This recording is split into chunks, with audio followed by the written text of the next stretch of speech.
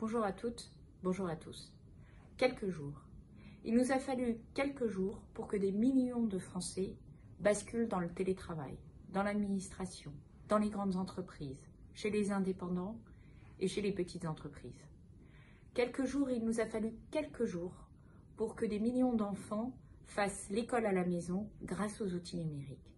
Cela n'a été possible que parce que nous avons des entreprises numériques et de la cybersécurité très forte et parce que nous avons des réseaux et des infrastructures numériques très solides.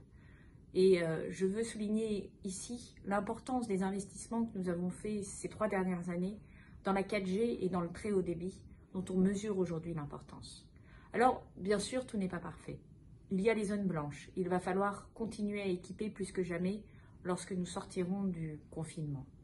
Il y a aussi l'augmentation des arnaques en ligne, les fausses informations, les faux masques, le phishing. Comme toujours dans des moments de crise, la cybermalveillance fleurit. Mais grâce à nos industriels et grâce au ministère de l'Intérieur et notamment à la démarche cybermalveillance.gouv.fr, nous avons su limiter l'impact de cette cybermalveillance. Nous avons su répondre à vos questions et nous avons su vous accompagner.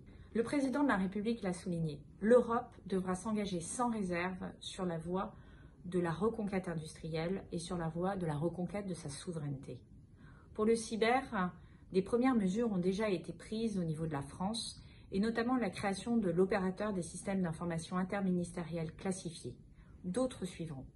Le numérique, la cyber, les technologies de rupture comme l'intelligence artificielle ou la blockchain seront au centre des enjeux d'un cyberespace européen d'innovation, de confiance, d'excellence et humain. L'industrie française devra demain plus qu'hier y jouer pleinement son rôle auprès de nos partenaires européens. Et je sais que le comité stratégique de filière sera prêt. L'heure n'est pas encore à tirer des premiers enseignements, mais dès aujourd'hui, je tiens à remercier nos industriels et nos associations, TPE, PME et groupes internationaux de leur présence aux côtés des soignants comme des Français sur Internet et sur les réseaux. Merci à tous et continuons de respecter les gestes barrières.